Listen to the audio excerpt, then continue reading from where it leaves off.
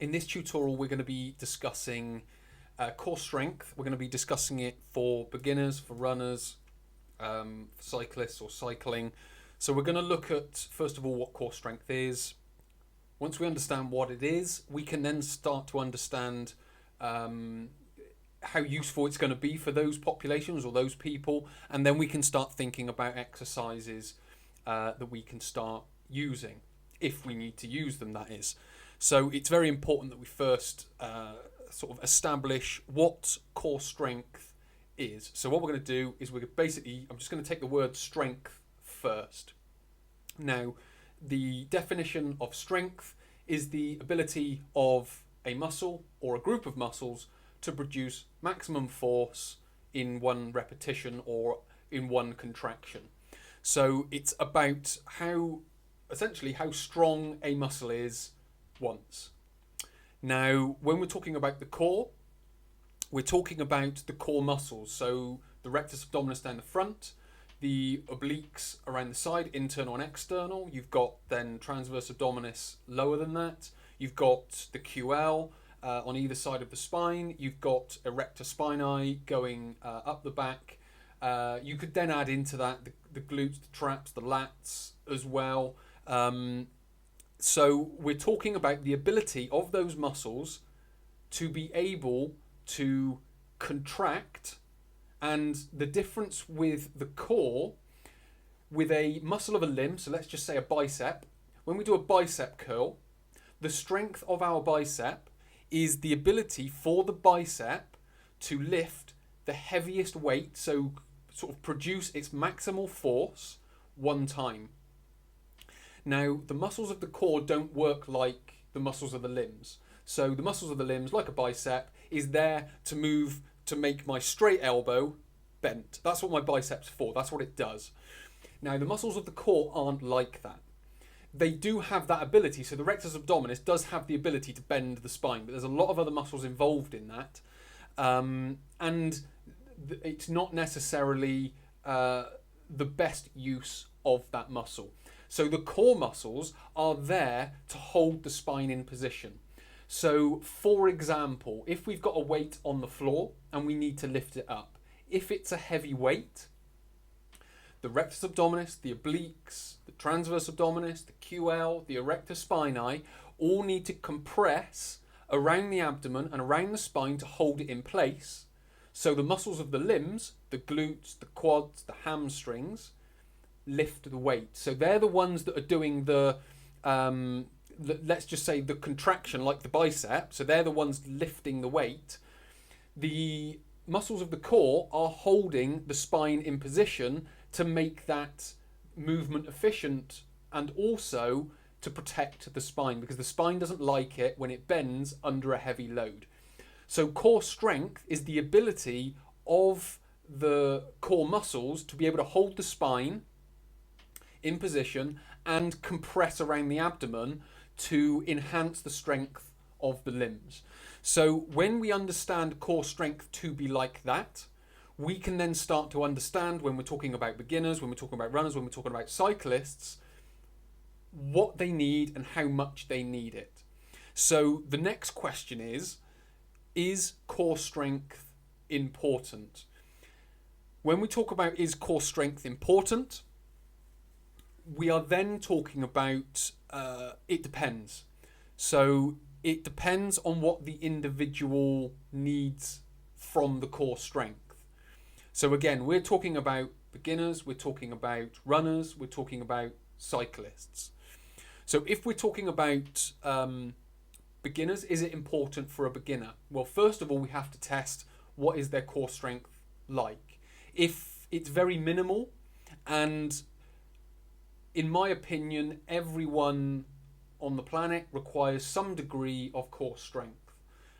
So, a minimal degree of core strength. So the minimal ability to be able to pick, a suitcase, a box, a heavy object from the floor. So everybody at some point in their life will require that. So if the individual has enough of that to be able to do that, then they don't need to continue that journey of building core strength, if that makes sense. So what we need to establish first for beginners is what core strength do they need. So that then requires to go through some sort of questioning process to be able to understand what type of activities they're doing throughout the day. So are they building core strength because of an injury? Are they building core strength because they think it's a useful thing to do as they grow older, to have and be able to maintain that? If that's the case, then with regards to regularly going to the gym, being able to lift weights, then yes, there's probably going to be a need to build that core strength. When it comes to lower back pain, if they want to use it to overcome lower back pain, again, depending on the strength that they have, will depend on how much they need to build. Because again, it's my belief that most people within their life at some point are going to lift a heavy object or an object that they perceive to be heavy to them. So what we have to do, and certainly one of my roles as a personal trainer, is to be able to either get people to that level or keep people at that level. My oldest clients that I work with are in their 70s. So it's about keeping them functional for their lifestyle, and core strength is a part of that. They're active, they're out gardening, and I'm not meaning like, potted plants and, just digging little holes for plants and things. I mean, cutting hedges, creating quite large compost heaps, so needing to get the broken down hedges. What else is there? Erecting fence posts, so having to sort of bang fence, so it's that I would describe as heavy gardening. So they would require a degree of core strength, so that is something that we would work on. If it's just someone who goes to work in an office, then they're going to need a degree of it, but it's not going to need to be, or their training wouldn't need to be specifically tailored to that, because they may have to lift a suitcase up, they may have to lift a heavy box from the floor. Yes, they're going to need to be able to get into the position for that, so they're going to need hip range of movement and things like that. That will come along as well. They may well carry that suitcase, carrying a rucksack, those types of things where they're going to need to lift a heavyish sort of object from the floor. So core strength for beginners, yes, but it will depend on the activities that they do and why they require the core strength. So we can then talk about runners. So is core strength important for runners? Now, what we have to do is we then have to look at the running activity. And when we're talking about the running activity, is there a point in the run where they're going to need large amounts of strength? The answer to that is probably not. Now, when we're talking about runners, their core will engage, or their core muscles will engage every time their foot hits the floor. So we aren't talking about high levels of compression and tension around the spine and around the abdomen to be able to lift a weight. What we're talking about is the ability for the muscles to time correctly, so when their foot hits the floor, it contracts. And then what it needs to be able to do is do that over a prolonged period of time.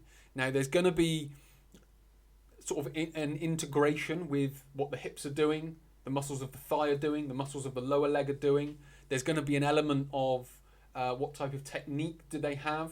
Are they heel strikers, midfoot strikers, sort of ball of the foot strikers? Because that's all going to influence how the muscles react. But what we have to understand is, number one, do they need core strength? And they will need a degree of core strength. And again, if they're a professional athlete, then again, it's different to someone who's sort of an amateur runner, or someone that is just a sort of everyday runner. Now, that's not to say that professional athletes, don't have to lift anything heavy, but the the everyday runner or the amateur runner are going to have a little bit more of, let's just say, a normal life than a professional athlete. And again, a professional athlete will look at their recovery a lot different to an everyday person.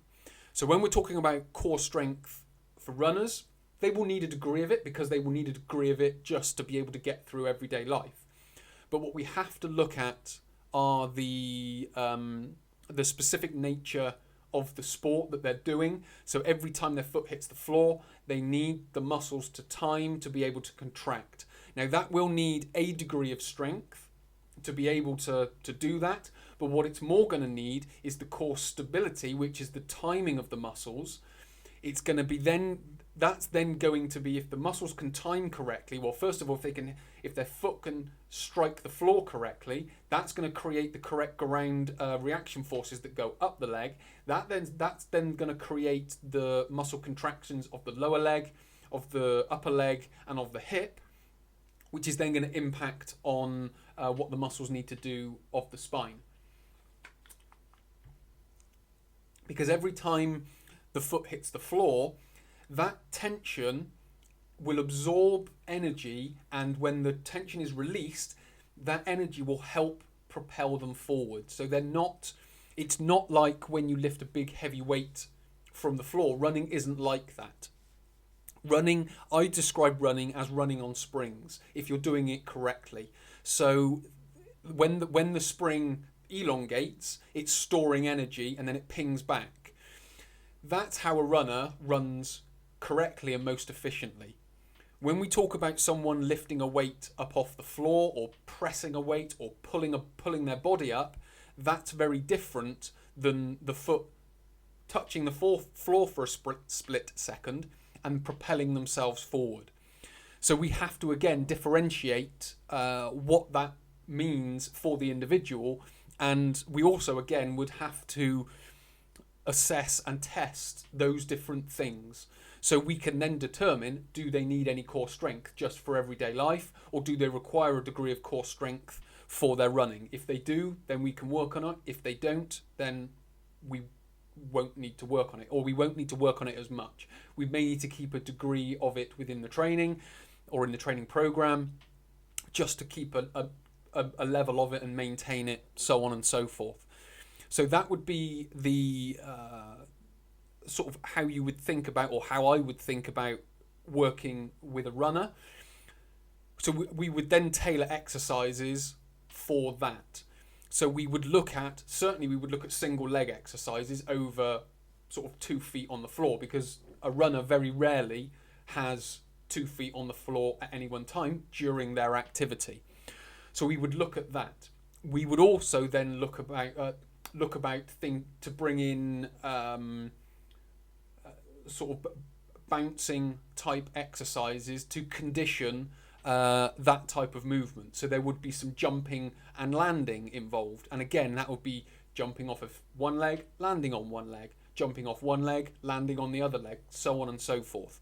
So if we were looking at strength exercises, we may use some lunging type movements, some stepping up type movements, but we would try and make it a little bit more dynamic than that.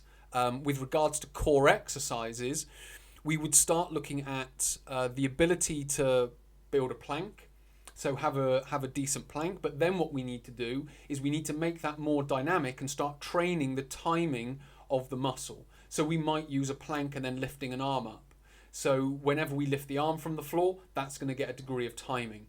Now, once we've built that ability and we've built that stability through the hip, what we would then try to do is get them out of that, let's just say, lying position, and get them into half kneeling position and standing positions. If we're in standing positions, get them in the split stance, get them in the single leg stance, and work on the ability of the core to contract and relax in that pulse, because that's what we need to train. So we might not be training the technical skill of running, but we are training the ability for the core to contract and relax in that pulse. So we would choose exercises and select exercises accordingly.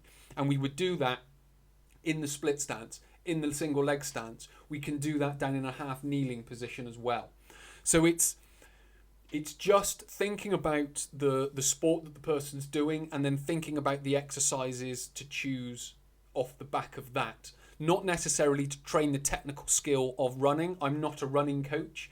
I can look at someone on a treadmill, assess how they run, assess how they foot strike, look at what is essentially the sort of the leg swing, the picking up of the leg, the toeing off and stuff. I can do that. That's fine.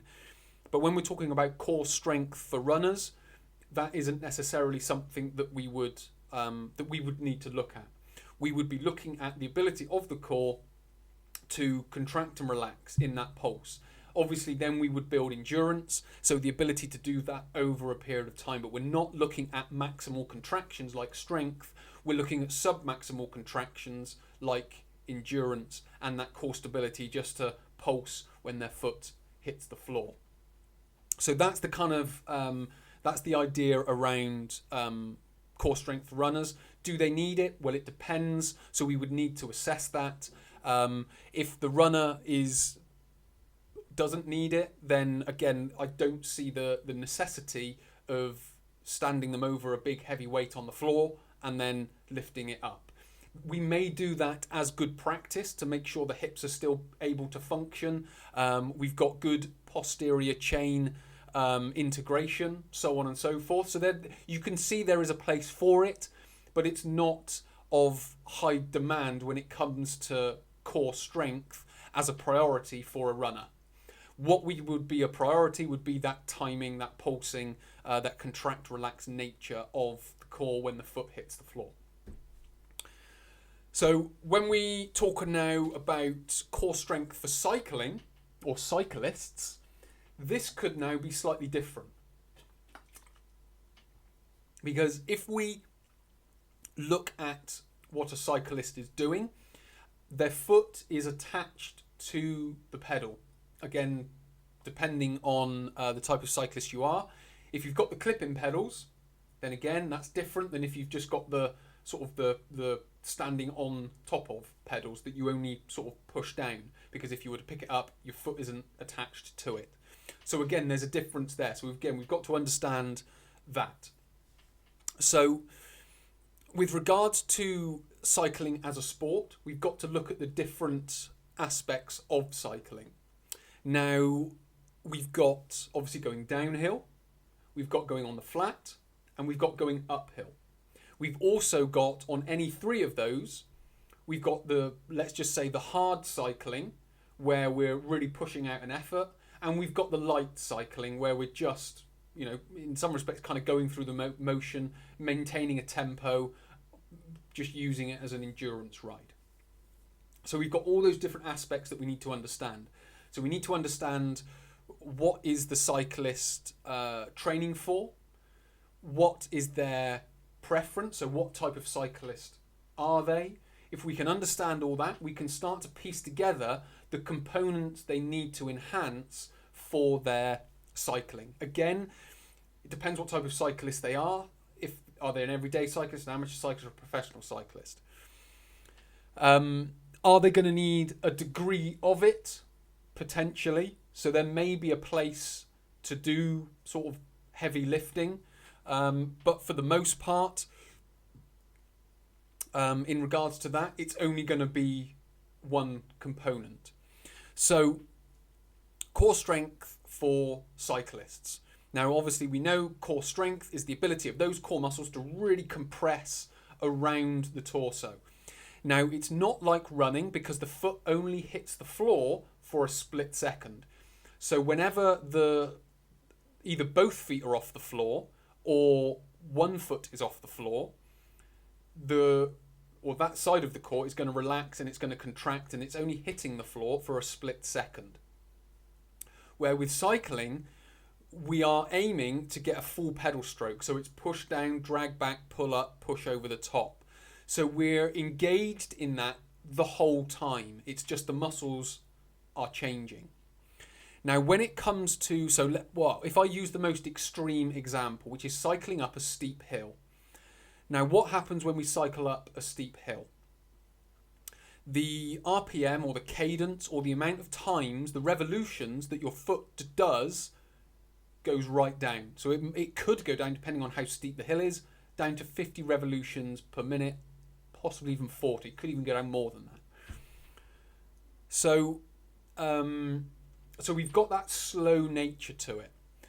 So if we are pushing down, there is going to be, and I know this from experience, so you're pressing down using the quads, the glutes, the hamstrings, to some degree, the gastrocnemius and the soleus and the lower leg. So you're using all those major muscles of the lower leg.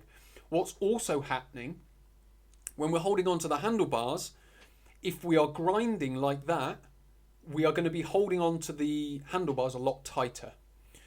What then is happening through the arm? The arm is becoming very tensed. That then translates into the shoulder and also translates into the latissimus dorsi. And if you're aware enough, what it also translates into is the obliques and the QL, glute medius, glute minimus, on the side of the hip. So what's happening there is, as we press down hard, all those muscles are engaging to hold the pelvis and the torso, and the arms, I guess, are holding the body in position. Because if we let that go weak, the spine's going to be bending all over the place, the body's going to be rocking all over the place, and that's not what we want to translate the power from the legs into the pedal, into the wheel, which then eventually goes onto the road. What we want to be able to do is maintain a solid torso, so all the tension that is created from the hands, the arms, the shoulders, and the core is translated and pushed back down into the leg, into the pedal, onto the wheel, into the road, so on and so forth. So in that regard, a cyclist will need a relatively high level of core strength. That then needs to happen over a prolonged period of time, depending on the climb that they're doing and the type of rider that they are. So they're going to need core strength. They're going to need core endurance for it to happen over a prolonged period of time. Now, if they go out and train that on the bike, then that endurance is going to be trained, because it's very hard to train that in a gym, but it is something to be mindful of when we are selecting the correct exercises. What they're also going to need is, certainly to a lesser degree, because the muscles will switch off. So when they go to pull back up, there's going to be different muscles working, but when they go to push down, there's again going to be different muscles working. So there's going to be an element of contract and relax within the torso. Now again, if we then go lighter, so if we are talking about just cruising either downhill or on a flat, then they aren't going to be using that core strength. When we're talking about sprinting, so cycling and sprinting, again, that's where that core strength is going to come in, because we need to be able to hold the body.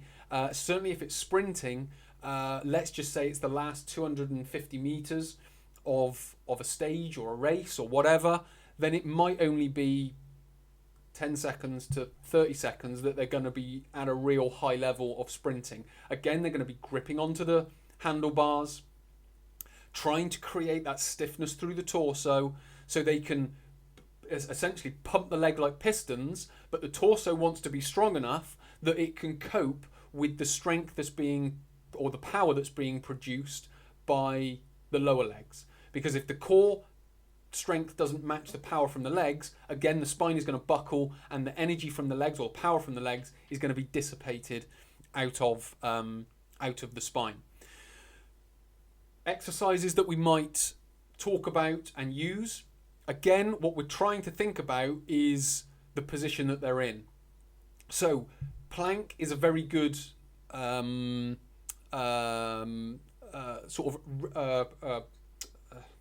it replicates the cycling position to some degree, certainly of the upper body, because we're down in that position, we've got our arms in that position, we can then create tension. We've then got Pallof presses. What we would also need to think about is side to side as well. Certainly with leg exercises, we want to be focusing more on stepping up movements, lunging movements. We don't necessarily need to think too much about squats and deadlifts. We might do single leg deadlifts, single leg squats, single leg presses, so on and so forth, because that's more of the nature. But when we're talking about the core, we want to be talking about planks, side planks, Pallof presses. We don't necessarily need to be talking about explosive power exercises like medicine ball throws or medicine ball slams, because again, the nature of the sport is a lot different. Again, if we're grinding going up a hill, we're holding tight the whole time. Our hands are gripped on, so we want to be replicating that through the exercises that we're doing. So we could think about core strengthening exercises like a Pallof press, but in a split stance, or in a in sort of a hurdle step position with one leg straight and one leg bent upon a bench or on a step or something like that. But what we're trying to do is replicate the positions best we can, but try and load the body as much as we can with the exercises that we're using. So it's all about compressing the torso and grinding the legs when we're on the bike. So we've got to try and create that in a more formal gym environment, and a way that we can do that is by using cable machines, using dumbbells or kettlebells to be able to create that tension, to hold on tight, and then hold the torso for a prolonged period of time, whilst also potentially holding, driving with the legs. So it could be like a goblet type squat. So we're holding a kettlebell, but we're not holding it close, we're holding it far away, and then we're going through some step up exercises, for example. There's a lot of exercises that can be chosen, but what I'm trying to do is give you the principles of types of exercises that we need to use. One thing I did miss is the exercises for the beginner. Now again, it depends on the beginner, but what we would look for with beginners is more of a rounded core strength. So front, back, sides, left, right, front, back. So we need to be trying to even that up and getting that optimal, so we're sort of even in our core strength all the way around. So deadlifts, squats, could even be partial squats, partial deadlifts, single leg, split stance, stepping exercises. So all of that type of planks, side planks, bird dogs, bridges. But basically with a beginner, everything is on the tables, because we're not trying to build for a specific outcome, i.e. a sport. We are trying to build for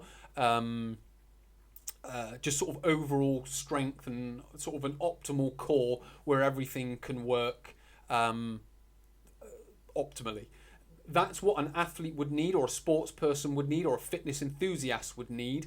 But then they might just build some specific components on top of that foundation of a well-rounded core strength or well-rounded core as a whole. Obviously then we would need to add in endurance into that, and then stability into that as well. So we're with a beginner, we're looking at all-round torso, which is the foundation for every person on the planet.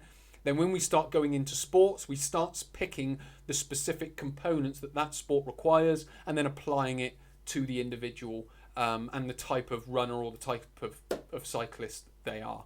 So hopefully that's given you a better idea of not only what core strength is, but is it important for beginners? Is it important for runners? Is it important for cyclists? Some ideas on the specific nature of the sport, so you can then start picking the specific specific exercises for that sport to be able to